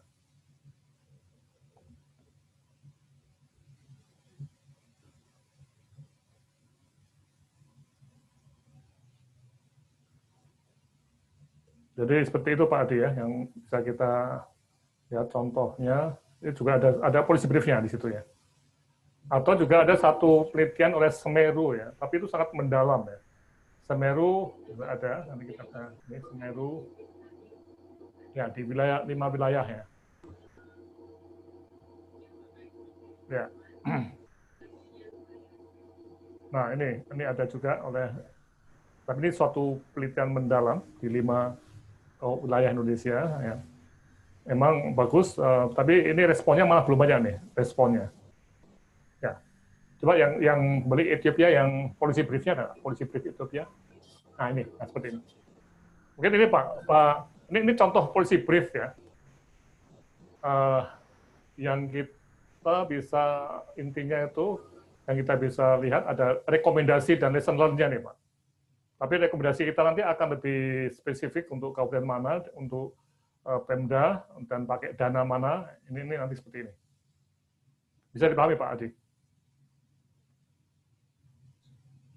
Mohon izin Prof. Laksono, ya. Izin menambahkan. Ya, silakan Bu Nida. Ya, Assalamualaikum warahmatullahi wabarakatuh, Bapak Ibu yang kami hormati, Prof. Hadi. Jadi nanti tim pendamping dari universitas itu akan mendapatkan data-data asesmen dari aplikasi Pom.Detkesmas. Ini sudah rutin diisi oleh kabupaten kota. Kemudian EPPGBM untuk data balita stunting juga sudah rutin diisi. Kemudian untuk Fasiankes mengisi sendiri atau self-assessment, menginput data di aplikasi Simatneo yang sedang kita selesaikan aplikasinya. Ada di tingkat rumah sakit, puskesmas, praktek mandiri bidan, ataupun klinik pratama yang melayani ANC, persalinan, dan postnatal serta KB. Nah, dari data-data yang masuk tersebut akan keluar di dashboard-nya aplikasi tim Prof. Laksono, Mas Adi. Nah, dari situ tim provinsi akan melihat, menganalisis, kalau ada hal yang perlu didalami, dilakukan wawancara secara online untuk menanyakan, mengklarifikasi, dan sebagainya. Dan nanti akan keluarlah rekomendasi-rekomendasi dengan permasalahan seperti ini, kita harus melakukan action apa di kabupaten ini, agar pelayanan KIAKB-nya dapat berjalan kembali dengan baik. Itu bentuknya rekomendasi. Nah, nanti setelah rekomendasi itu ada, yang ditetapkan oleh kepala dinas, harus dilakukan kegiatan A, B, C, dengan sumber dananya dari mana, itu akan dilakukan implementasi dari rekomendasi. Nanti sekitar bulan November, di akhir, itu akan kita evaluasi kembali, hasil evaluasinya itulah dapat kita susun yang policy brief ini, Prof. Dan di situ kita bisa mendapatkan lesson learn dari kegiatan di tiap kabupaten kota. Demikian Prof. Hadi. Ya, begitu Prof. Ada komentar nggak ya atau masukan? Jadi memang ini suatu kegiatan yang action oriented betul Pak ya, untuk rekomendasi dan juga lesson learn. Ya, model seperti ini Pak. Ya, Pak. Kita bukan untuk jurnal ya, ini bukan konsumsi untuk jurnal. Walaupun nanti kita mau bikin jurnal pun juga bisa dengan model analisis kebijakan ya. Ya, ada komentar? Nggak dengar ya? Belum ada. Silakan bagi Bapak dan Ibu yang ingin memberikan komentar atau memberikan pertanyaan. Prof, berarti ini ditekankan lagi ini adalah paperless ya Prof ya? Iya. tidak, maksudnya karena kemarin sempat ada juga yang bertanya, apakah nanti mereka harus menyusun laporan yang berlembar-lembar, kemudian harus mengirimkan ke pusat, atau mereka berpendapat apa website ini hanya untuk mengakses data saja gitu loh, Prof. Ya, tadi seperti kata Mas Adi ya, Mas Adi coba dilihat lagi ya, dia didemokan lagi jadi seperti policy brief tadi ya, itu akan ada di klik policy brief untuk Bantul ya, nanti akan di sana policy briefnya lengkap tadi. Jadi model paperless-nya itu memang nanti dari kabupaten tidak mengirim laporan ke sini, tidak, tapi file yang nanti akan di-upload di dalam sistem dashboard ini, sehingga nanti akan terlihat dari 120 kabupaten kota ini mana yang sudah menyusun misalnya policy brief atau menyusun rencana action pemulihan atau yang menulis dampak pandemik ya itu. Seperti itu ya. Itu yang kita sebut paperless-nya. Jadi tidak ada mengirim satu dokumen dengan pos, itu tidak ada. Ya. Dan bagi pusat akan mudah untuk melihat mana-mana yang tidak mengirimkan ya, karena kembali lagi ini kan sebuah kegiatan yang rutin juga ya. Jadi pusat memberikan dana DAP dan BOK ke kabupaten kota. Nah ini bagian dari apa yang kita sebut sebagai proses monitoring, termasuk nanti juga ada beberapa pertanyaan yang terkait dengan penggunaan dana ya. Ini apakah ada realokasi dana BOK atau DAK atau apa? Nah, ini nanti akan sampai ke sana juga. Bisa dipahami ini. Ya. Ini selanjutnya ada pertanyaan dari Pak Abdul Wahab, tapi ini mungkin akan saya tanyakan kepada pihak Dinkes Kabupaten Kota saja ya, Prof ya. Ya. Karena pertanyaannya seperti ini. Bagaimana seperti apa gambaran tentang data-data rutin apa saja yang terdapat di dalam Dinas Kesehatan Kabupaten Kota? Saya bisa minta tolong kepada dari Dinkes Klaten, Bu Yeni, bisa membantu saya untuk menjawab data-data seperti apa yang biasanya rutin dilaporkan oleh Dinkes Kabupaten Kota. Kepada Bu Yeni dari Dinkes Klaten. Silakan. Ya, terima kasih. Perkenalkan, saya Yeni dari Dinas Kesehatan Kabupaten Klaten. Selama ini untuk laporan program ibu dan anak di tingkat provinsi itu mencakup dari tadi K1, K4, persalinan, dan hampir sama dengan yang di aplikasi itu tadi. Cuman kalau untuk laporan per bulannya itu lebih lengkap. Kalau tadi kan untuk KF diminta KF yang lengkap, tapi kalau di laporan per bulannya ada KF1, KF2, KF3. Berarti kalau misalkan data di lapangan itu per bulan itu sebenarnya data itu sudah ada ya Bu ya? Ya, per bulan sudah ada. Ya. Cuma permasalahannya kalau yang diminta itu kan bulanan, jadi laporan setiap bulan. Kalau di kami itu bentuknya kumulatif per bulan. Jadi kalau ngisi secara manual Excel itu harus mengurangi dengan bulan yang lalu. Terima kasih, Bu Yeni. Ya, memang ini yang jadi satu komplikasinya ya mengenai pencatatan, dan nanti kita harapkan bisa bulanan ya, bukan tribulanan ya. Oleh karena itu nanti hari Kamis, Jumat kita sudah mulai untuk data ya, untuk teman-teman di kabupaten kota yang ngurusi data nanti akan mulai untuk mencoba mengirimkan data ke Mas Adi ya. Sekali lagi ini webinar ini hanya salah satu cara untuk komunikasi. Kita juga pakai WA Group untuk komunikasi, tapi yang penting nanti kita akan melihat apakah data misalnya dari Klaten, dari Boyolali itu masuk tidak ke mesin di sini, Bu ya. Ini ya. Karena ya kita akan cek betul data itu apakah triwulan atau bulanan ya. Nah, itu yang menjadi isu kunci ya.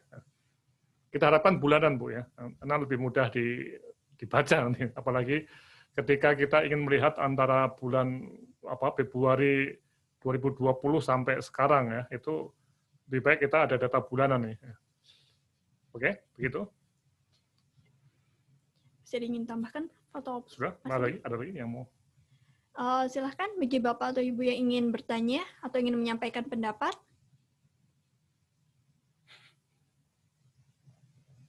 Atau saya gantian bertanya nih. Saya akan gantian bertanya ya, mungkin pada ke bidang Kesmas Cirebon, Bu ya? Apa? Cirebon, ya. Ya. Kira-kira program ini masuk akal, Ibu? Mohon namanya ya.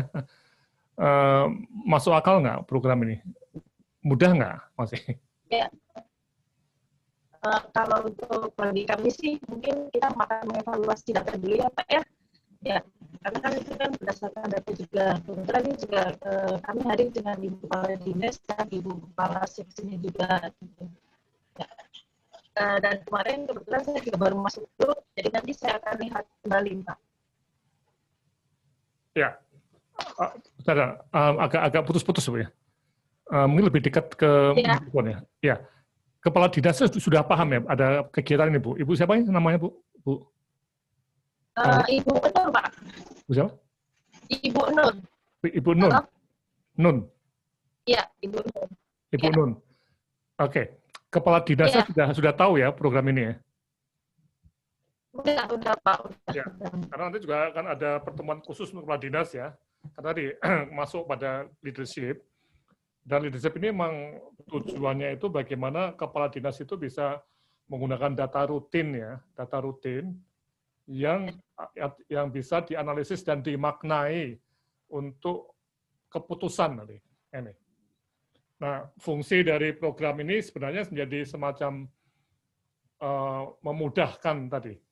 Karena mungkin data itu kadang-kadang tidak dianalisis ya, dan para pendamping perguruan tinggi nanti akan membantu untuk bagaimana cara untuk membaca atau menganalisis ataupun menafsirkan untuk action nantinya. Seperti itu.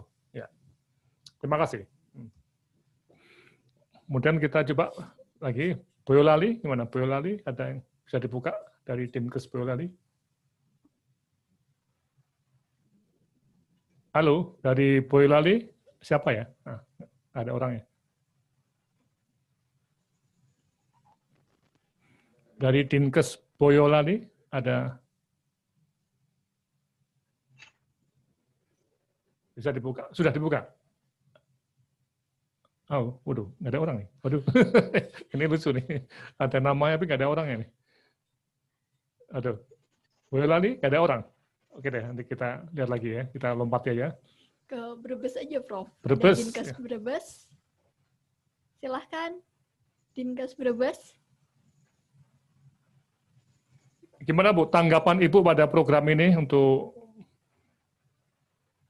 pelaksanaannya? Mudah atau susah nih kita? Silakan. Masih di mute itu, masih di mute. Ya.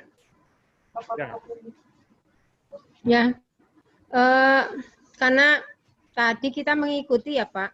Kalau melihat data yang diinput sih, kayaknya sih data merupakan bulanan rutin. Ya. Halo? Ya. Kalau melihat datanya sih, data bulanan rutin mungkin bisa kita lakukan Pak. Bisa ya. Tapi pernah nggak data itu dimaknai gitu atau dianalisis, pernah nggak Bu? Kalau data mesti kita analisis Pak. Iya. Apalagi Brebes merupakan daerah yang ya permasalahannya cukup banyak. Oke, jadi tidak masalah Bu ya.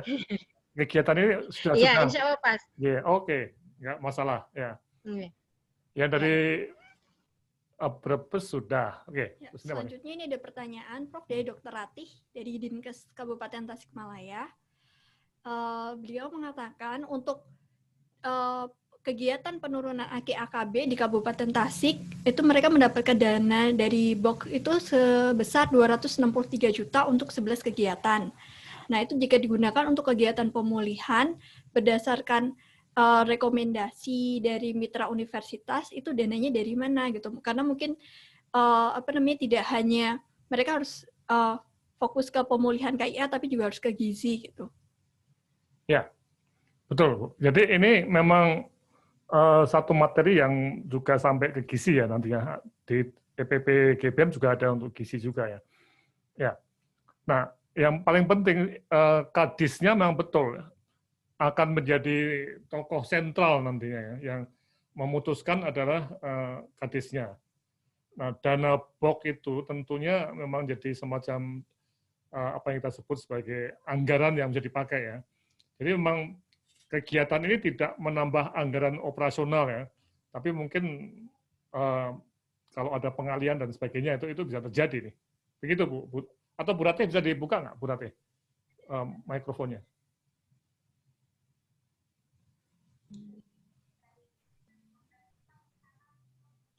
Tadi saya lihat Dokter Ratih itu di mobil atau sedang nyupir ya. Iya, ya Dokter Dida, foto. Ya. Izin bertanya nih Dokter Ratih dari. Iya, Ibu Dokter Dida, Ibu Kasubdit. Jadi memang untuk tahun ini boleh bicara Bu? Ya silakan. Silakan. Ya, jadi Prof. Laksono yang biasanya saya lihat gambarnya aja sekarang dilihat benar-benar face to face dengan Prof. Laksono. Makasih kesempatannya Dokter Dinda. Jadi memang Kabupaten Tasik itu untuk AKI AKB dari 55 selama kurang lebih 5 tahun sekarang menjadi 13 Bu Nida ya. Bahkan kemarin kata Dokter Polar, Ketua ID, Dokter Polar SPOG itu harus dipertahankan katanya. Cuma memang pada tahun ini kita dapatnya dari BOK sekunder Prof. Tapi kalau kepala seksi mah siapalah aku gitu Prof. Jadi kalau bisa webinar ini Zoom meeting ini Dokter Dinda menyertakan kepala dinas kami gitu. Ya. Terima kasih Prof. Juga Dokter Monita sebagai moderator. Ya, Prof. Laksono izin menanggapi Dokter Ratih yang rajin banget. Saya tadi lihat dari awal tapi kok belum bertanya, ternyata baru bertanya. Baik, Bapak Ibu sekalian, mungkin yang ditanyakan oleh Dokter Ratih dari Tasikmalaya adalah hal yang sangat mendasar di dalam kegiatan ini. Jadi maksud kegiatan ini adalah memulihkan layanan KAB di kabupaten kota yang kemarin terjadi pandemi. Tetapi tidak ada dana tambahan untuk pemulihan. Nah, ini maksudnya bagaimana? Mau dipulihkan tapi kok nggak ada dana tambahan? Yang dimaksud dengan pemulihan itu dari segi apa yang harus dilakukan dengan dana yang tersedia. Yang sebelumnya kita punya dana BOK sekunder, punya kalau dari provinsi ada dana Dekon, kemudian di tingkat puskesmas ada BOK primer, ada dana kapitasi. Itu mungkin sebagian tidak bisa dilaksanakan juga kan Dokter Ratih. Misalnya kita mau pelatihan, mau pertemuan, mau kunjungan bintek kan nggak bisa karena terbatas, tidak bisa perjalanan dan sebagainya. Nah, dana ini harusnya digunakan bagaimana? Itulah yang akan nanti dikeluarkan di rekomendasi. Jadi kita mengolah apa yang ada. Jadi dari 263 BOK sekunder untuk 11 kegiatan itu dilihat lagi. Apakah 11 kegiatan ini betul-betul mengungkit pulihnya kembali program KIAKB dan gizi yang ada di Kabupaten Tasik. Bagaimana caranya memanfaatkan yang 263 dengan 11 kegiatan? Kalau perlu ya kita revisi POK. Oh ini ternyata yang masalah adalah D/S itu balita tidak tertangkap lagi untuk penimbangan. Oh yang jadi masalah Bumilkek itu tidak datang ANC. Berarti kita harus kunjungan rumah, membawakan tablet tambah darah, PMT pemulihan, karena dia tidak akses, tidak ke posyandu, tidak ke puskesmas, hilang datanya. Nanti tiba-tiba mau bersalin komplikasi. Ini dari dana yang 11 kegiatannya ditajamkan untuk memulihkan kondisi yang tidak berjalan sebagaimana mestinya. Demikian Dokter Ratih, jadi tidak 11 kegiatan dilaksanakan, nanti ada kegiatan baru namanya pemulihan, tidak sama sekali. Jadi maksudnya pemulihan ini adalah bagaimana sumber daya yang ada di kabupaten kota itu dapat didorong untuk pemulihan program KIAKB yang selama pandemi ini terkendala. Bisa difahami Dokter Ratih dan Bapak Ibu?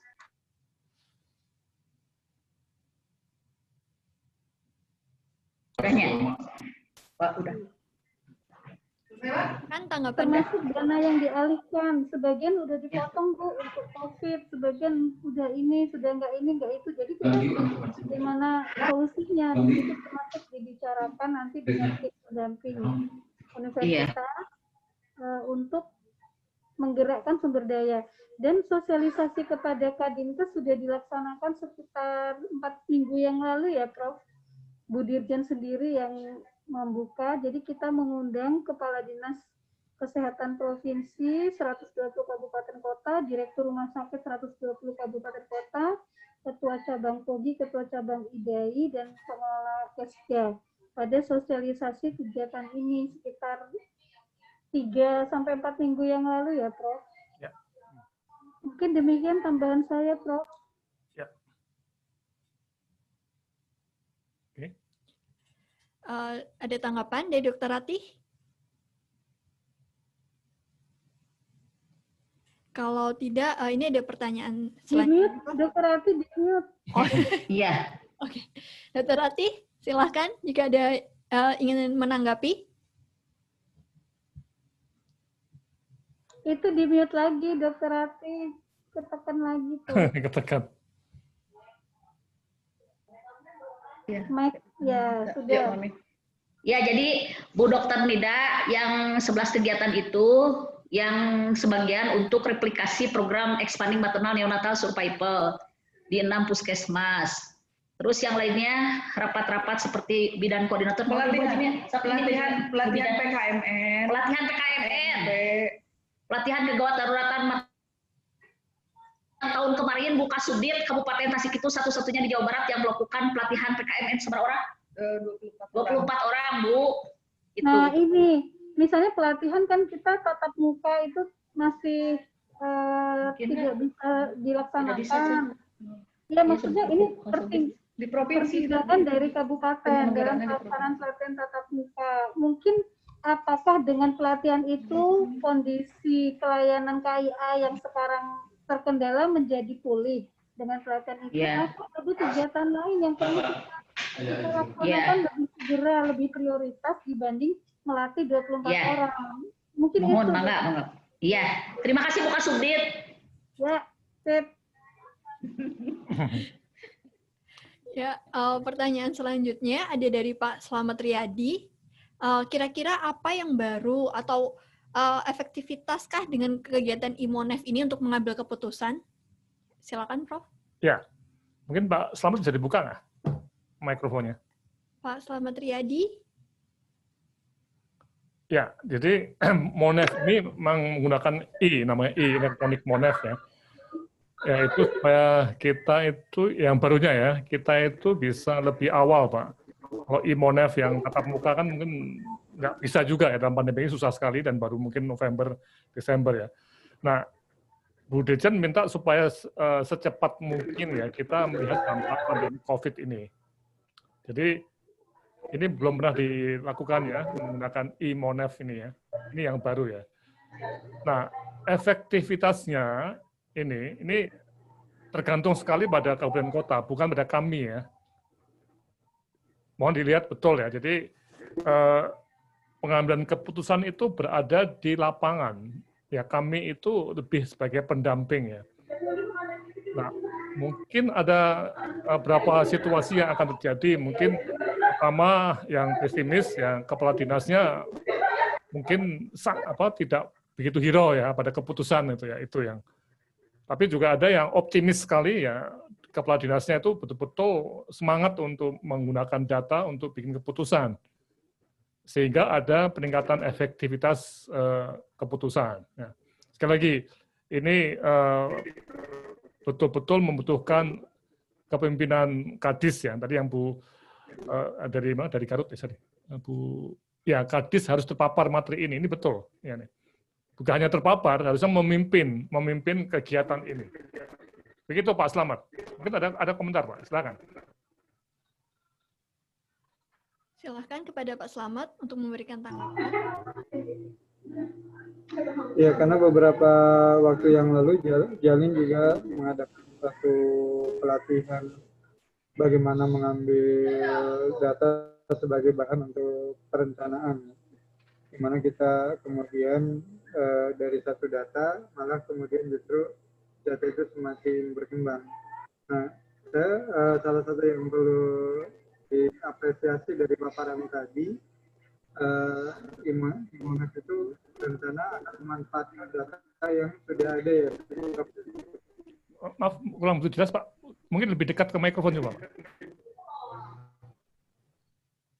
Ya, kalau dari paparan tadi, kebetulan kemarin beberapa minggu yang lalu, Jalin juga mengadakan pelatihan bagaimana melakukan pengolahan data, analisis data untuk menyusun sebuah perencanaan. Nah, ini yang kami harapkan adalah sebagaimana tadi yang perlu kami apresiasi di Monif ini berencana untuk memanfaatkan data yang sudah ada ya, sehingga kami tidak perlu lagi untuk menambah, apalagi menambah barangkali format pelaporan yang selama ini rutin kami berikan kepada baik di tingkat provinsi maupun di Komdat itu ya Prof. Ya. Jadi kita menggunakan data Komdat Pak sama EPP GBM. Namun ada data baru yang SIMAT Neo itu ya, yang Bu Nida sedang mengembangkan ya. Pak Slamet di mana? Di dinas atau di mana? Di Dinas Indramayu. Indramayu, ya. Bu Nida mungkin bisa diterangkan SIMAT Neo-nya, Bu Nida. Ini yang baru ya. Nah. Terima kasih Pak Slamet Riyadi. Jadi saya juga mengikuti pelatihan untuk peningkatan penggunaan data yang dilakukan oleh Jalin USAID. Saya sempat membuka acaranya juga Pak Slamet. Ya, ingat nggak Pak? Betul. Iya kan? Iya, ingat sekali. Ya, saya juga buka acaranya. Jadi ini adalah kegiatan USAID di Jawa Barat untuk peningkatan pemanfaatan data dalam rangka perencanaan untuk KIA. Dengan adanya kemampuan tersebut, nanti bekerja sama dengan universitas, tim universitas yang mendampingi akan lebih mudah, Pak Slamet. Untuk kegiatan di pemulihan ini, data yang akan diolah adalah yang sudah rutin, yang di-input ke dalam Komdat dan EPP GBM. Tetapi untuk fasilitas pelayanan kesehatan, itu ada data yang harus di-input tersendiri. Seperti kajian mandiri, kalau kita dulu punya namanya supervisi fasilitatif, nah ini dibikin aplikasinya. Misalnya satu puskesmas, sarana prasarananya, SDM-nya, pelayanan, cakupan, berapa yang meninggal, dan lain sebagainya, itu di-input oleh puskesmas, tapi nggak semuanya, nanti dipilih berapa puskesmas. Kemudian rumah sakit juga ada aplikasinya di SIMAT Neo, namanya Sistem Informasi Maternal Neonatal. Nanti orang rumah sakit yang menginput itu ada aplikasinya. Nah, dari SIMAT Neo, dari Komdat Kesmas, dan juga dari EPP GBN, datanya itu mengalir kepada aplikasinya tim Prof. Laksono. Nanti Pak Slamet di situ bisa langsung melihat grafik yang tadi Mas Adi sampaikan. Oh, yang tadi ditampilkan ya? Iya, jadi data-data yang tadi berbagai aplikasi itu mengalir semua ke aplikasinya Mas Adi dari UGM, itu langsung bisa dianalisis. Di situ langsung keluar grafiknya. Nah, kemampuan yang peserta pelatihan kemarin dari analisis itu kan kelihatan, oh masalahnya ada di sini. Kenapa ini grafiknya tadinya sudah baik, cakupannya sesuai dengan tren yang kita harapkan capaian indikatornya, tiba-tiba bulan April anjlok. Atau udah membaik lagi bulan Mei, kemudian melonggarkan PSBB, anjlok lagi, banyak yang terpapar misalnya. Itu kan kita baru perkiraan. Ini kita ingin melihat situasi sesungguhnya masalahnya apa. Atau ya di situ ternyata APD-nya tuh nggak ada, Bu. Gimana kami mau melayani? Atau ibu-ibu yang datang mau nggak mau pakai masker. Atau ini atau itu misalnya karena pandemi COVID. Begitu Pak Slamet. Jadi kemampuan yang diberikan saat kemarin itu bisa lebih nyambung nanti diskusi sama tim pendamping provinsi, pendamping universitas. Demikian Pak Slamet. Ya. Berarti kalau begitu sifatnya short term ya Prof. Gini Pak, bukan short term, tapi justru Monef seperti ini tuh feedbacknya bisa cepat Pak. Bisa apa? Ada elektronik tuh Pak. Jadi adanya software itu bisa langsung memberikan semacam ya gambaran Pak. Nah ini bahkan bisa dipakai seterusnya. Bisa dipahami ya, karena selama ini juga nanti kita akan bisa melihat untuk pusat ya, pusat bisa memantau mana kabupaten yang memiliki masalah dalam kunjungan-kunjungan atau memiliki masalah dalam kematian, kan bisa dikumpulkan Pak. Dari 120 kabupaten kota ini setelah setahun misalnya ya, itu yang masih tinggi mana? Apakah tinggal separuhnya atau masih semuanya seperti itu bisa dilihat juga di pusat Pak. Nah, jadi penggunaan elektronik ini Pak yang menjadi sesuatu yang baru ini. Bisa dipahami Pak ya? Karena selama ini kan lebih dikirim ke pusat, tapi mungkin feedbacknya juga nggak cepat dan juga pusat belum ada software-nya Pak. Nah kami mencoba membantu di sini. Oke. Begitu Pak. Ya. Makasih Prof dan Dr. Nida. Ya. Tapi juga tadi intinya juga perlu ada ini yang kita sebut sebagai apa? Kualitatifnya itu ya, penajamannya atau pendalamannya ya, mengapa itu Pak. Dan itu bukan kemampuan peneliti Pak, kemampuan seorang manajer itu di situ. Untuk secara kualitatif itu melihat data dan ketika data itu, nah ini menarik ya, ada data yang mungkin buruk ya tidak valid, nah itu juga nanti ada mengapa juga. Ini pandemik semuanya berat sekali kok malah justru naik semua Pak, ini seperti itu barangkali. Nah nanti kita lihat ya. Oke, gitu Pak. Selamat. Oke. Ya, makasih. Ya, makasih Prof. Dr. Nida, makasih. Makasih. Ya. Oke, selanjutnya ada pertanyaan dari Pak Abdul Wahab. Mengapa hanya 120 kabupaten kota lokus saja yang diikutkan dalam program ini, Prof? Kenapa tidak seluruh kabupaten kota di Indonesia? Ya, ini Bu Nida yang bisa menjawab.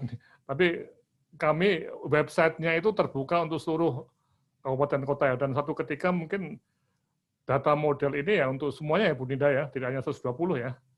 Gimana Bu Nida? Silakan Bu Nida. Halo? Oh Bu Nida sedang sibuk ya. Jadi Pak Wahab ini memang 120 kabupaten kota itu dipilih oleh Kemenkes dari berbagai indikator yang menunjukkan besarnya masalah kematian ibu dan bayi Pak. Nah, ini yang diintervensi oleh pusat secara khusus. Nah, memang ini yang jadi masalah bagaimana yang lainnya. Yang lainnya harapan kami juga ikuti ini suatu ketika ya. Karena toh program ini, softwarenya juga ya, atau sistemnya itu kan bisa dipakai untuk 120 atau 500 kabupaten kota. Tidak masalah. Ya, ini satu hal yang perlu kita pikirkan ke depan ya. Tapi untuk sekarang ini baru 120 kabupaten kota yang menjadi prioritas atau lokus untuk pengembangan program mengurangi kematian ibu dan bayi. Begitu Pak Wahab, terima kasih. Ya, makasih Bro. Selanjutnya, ini mungkin pertanyaan terakhir dari Bu Siti Aminah.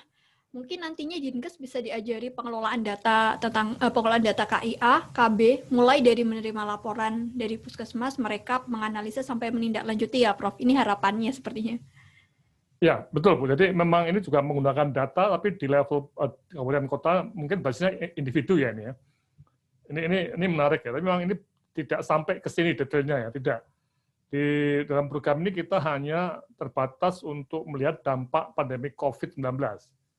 Tapi nanti modelnya itu bisa dipakai untuk yang Bu Aminah katakan ya, bagaimana menggunakan data untuk keputusan di Dinas Kesehatan. Jadi plan, do, check, action-nya bisa. Begitu, Bu Siti Aminah. Ya, silahkan bagi Bapak atau Ibu yang ingin bertanya. Sudah? Ya, sepertinya sudah semua pertanyaan sudah terjawab ya, Prof. Ya. Kalau begitu, demikian acara pembukaan kegiatan Imonef hari ini. Terima kasih atas kehadiran Bapak dan Ibu semuanya. Semoga kegiatan ini dapat berjalan lancar dengan baik. Dan terima kasih atas kehadirannya. Wassalamualaikum warahmatullahi wabarakatuh. Waalaikumsalam.